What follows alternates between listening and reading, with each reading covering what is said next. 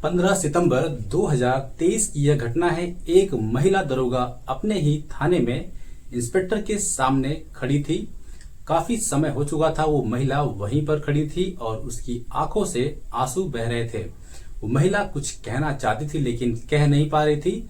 जैसे ही वो महिला उस इंस्पेक्टर से कुछ कहने की कोशिश करती है, उसी समय वो इंस्पेक्टर उससे पूछ बैठता है कि तुम यहाँ पर काफी समय से खड़ी हो, कोई बात है या कुछ काम है।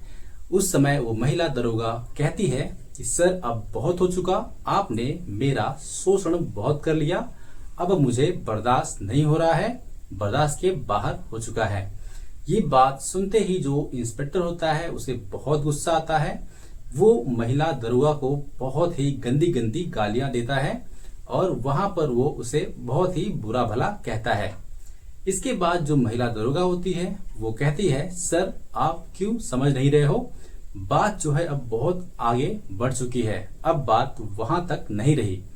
मैं तुम्हारे बच्चे की माँ बनने वाली हूँ, मेरे पेट में तुम्हारा बच्चा पल रहा है। अगर ये बात बाहर कहीं पता चलती है तो आपके लिए भी अच्छा नहीं होगा और मेरे लिए भी अच्छा नहीं होगा। ये बात जैसे ही वो दरोगा वो इंस्पेक्टर सुनता है, वो गुस्से में अपनी कुर्सी से उठता है और उस महिला दरोगा के पास आता है और उसके पेट पर जोर से पैर से मारता है। इतनी जोर से मारता है कि महिला वहां पर गिर जाती है और महिला उठने की कोशिश करती है लेकिन उठ नहीं पाती। उसकी तबीयत खराब होने लगती है। वो महिला जैसे तैसे वहां से उठती है और डॉक्टर के पास जाती है। उसे अस्पताल में एडमिट किया जाता है। एडमिट होने के बाद डॉक्टर उसकी इलाज के लिए शुरुआत करते हैं। इलाज की शुरुआत होती है लेकिन जैसे ही वो होश में आती है उसे डॉक्टर बताते हैं कि तुम्हारे पेट में जो बच्चा था वो मर चुका था, इसलिए हमें तुम्हारा गर्भपात करना पड़ा। ये बात सुनते ही महिला दरोगा जो होती है वो रोने लगती है, उसे बहुत दुख होता है। ये बात जो थी पुलिस दरोगा और महिला दरोगा के बीच की, अब इन दोनों के बीच की बात नहीं रह जाती।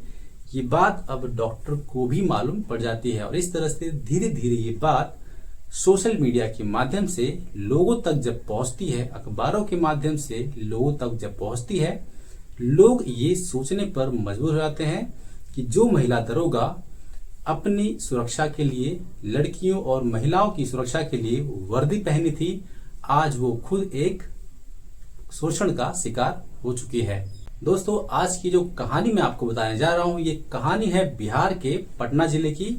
दरअसल पटना जिले का एक थाना लगता है जक्कनपुर। जक्कनपुर थाने कैंपस का सरकारी जो आवास है, उस आवास के एक कमरे में एक महिला दरोगा लेटी हुई थी। जब महिला दरोगा अचानक से उसकी आंख खुलती है, वो जब उठती है तब वह अपने शरीर पर हाथ फेरती है। तब उसे अचानक मालूम पड़ता है कि उसके शरीर पर एक भी कपड़ा नहीं है। वो पूरी तरह से निर्वस्त्र थी, उसके शरीर पर एक भी कपड़ा नहीं था। वो अचानक से सिकुड़ जाती है, सिमट जाती है। शर्मिंदगी से वो ये सोच में पड़ जाती है कि अभी तो सब कुछ सही था, अब तक थोड़ी देर पहले तक सब कुछ सही था, अब ये अचानक से ऐसा कैसे हो गया। सामने की दीवार पर जो घड़ी होती है उसे देखकर उसे समझ आता है, क्योंकि थोड़ी देर पहले सब कुछ नॉर्मल था, सब कुछ सही था और थोड़ी ही देर बाद वो सोचने पड़ जाती है कि ये मेरे साथ क्या हो गया है। कुछ समय बाद वो देखती है कि सामने की वॉल पर, दीवार पर एक फोटो लगी होती है और उस फोटो को देखकर वो समझ जाती है कि ये उसके साथ क्या हुआ है। दरअसल वो जो फोटो होती है वो उसके थाना इंचार्ज की फोटो होती है। उसके बाद उसे सारी कहानी समझ आ जाती है कि उसके साथ हुआ क्या है। दरअसल 2 दिन पहले जो इंस्पेक्टर होता है थाना इंचार्ज, वो इस महिला दरोगा को अपने पास बुलाता है और कहता है कि मुझे तुमसे बहुत जरूरी काम है, एक केस के सिलसिले में तुमसे बात करनी है, तुम मेरे आवास पर 2 दिन बाद शाम के समय आ जाना। महिला दरोगा खुश होती है कि उसे किसी केस के सिलसिले में बुलाया गया है। महिला पहुंचती है उस इंस्पेक्टर के आवास पर, अंदर आती है, हॉल में सोफे पर बैठती है। इंस्पेक्टर भी आता है, जाता है वो किचन में। किचन में जाकर वो कहता है कि क्या आप कॉफी लेंगी। महिला दरोगा कहती है जी नहीं, मैं कॉफी नहीं लूंगी, धन्यवाद। जो इंस्पेक्टर होता है वो कहता है कि मैं कॉफी पीने वाला हूँ, मेरे साथ तुम भी पी लो, साथ साथ बात भी हो जाएगी और मुझे कंपनी मिल जाएगी, मुझे भी अच्छा लगेगा। ये सुनकर जो महिला दरोगा होती है वो कहती है ठीक है, जैसा आप सही समझें। कुछ समय बाद कॉफी बनकर आती है। कॉफी महिला दरोगा को दी जाती है। महिला दरोगा कॉफी पीती है। सोफे पर बैठे बैठे कब उसे नींद आ जाती है उसे पता ही नहीं चलता। उसके बाद जब उसकी नींद खुलती है, उसकी आंख खुलती है, तो वो अपने आप को एक कमरे में पाती है जहां पर वो पूरी तरह से नग्न अवस्था में थी, न्यूड थी। उस समय उसे सारी चीजें समझ आती है कि वो इस समय जिस कमरे में है वो उसी के थाने इंचार्ज का कमरा है, सरकारी आवास है। उसकी आंखों से आंसू बहने लगते हैं। वो रोती है, गिड़गिड़ाती है, माफी तक मांगती है उस इंस्पेक्टर से और कहती है कि तुम मेरी जिंदगी बर्बाद करने पर क्यों तुले हुए हो, मेरी शादीशुदा जिंदगी बर्बाद हो जाएगी। वो इंस्पेक्टर सब कुछ सुनता है और उसके बाद कहता है कि उस दरोगा से कहता है कि मैडम आप बिना कपड़ों के भी बहुत सुंदर लगती हो। उसके बाद वो अपनी मोबाइल में उस महिला दरोगा को फोटो दिखाकर कहता है कि ये तुम देख सकती हो, क्योंकि उस इंस्पेक्टर ने उस महिला दरोगा की उस तरह बिना कपड़ों की अवस्था में वीडियो बना ली थी और कुछ फोटोज भी निकाल लिए थे। ये देखते ही महिला दरोगा के पैरों तले जमीन खिसक जाती है। वो उसके सामने माफी मांगती है, गिड़गिड़ाती है और कहती है कि तुम मेरी जिंदगी बर्बाद कर दोगे, मेरी जिंदगी बर्बाद हो जाएगी। वो कुछ नहीं सुनता। वो कहता है कि अगर ये बात इस कमरे से बाहर गई, किसी को मालूम पड़ी, तो तुम्हारी नौकरी तो जाएगी जाएगी, साथ साथ तुम्हारी इज्जत भी जाएगी। तो इसलिए ये बात जो है किसी और तक नहीं जानी चाहिए। वो कहता है कि अगर तुम चाहती हो कि तुम्हारी जिंदगी बर्बाद ना हो, तो जैसा मैं कहूं तुम वैसा ही करोगी। वो महिला दरोगा यहाँ पर मजबूर हो जाती है, क्योंकि उसके पास दूसरा कोई ऑप्शन नहीं होता, दूसरा कोई चारा ही नहीं होता। वो महिला दरोगा अपनी नौकरी बचाना चाहती है और अपने परिवार को भी। वो उस इंस्पेक्टर की बातों को सुनती है। वो जो इंस्पेक्टर होता है वो उसके साथ बलात्कार करता है, उसका रेप करता है। उसके बाद वो महिला चुपचाप, जो महिला दरोगा होती है, चुपचाप वहां से चली जाती है। लेकिन ये पहली बार नहीं होता। अब वो जो इंस्पेक्टर होता है वो इस महिला दरोगा को अपने मन मुताबिक जब चाहता है तब बुलाता है और उसके साथ बार बार रेप करता है, बलात्कार करता है।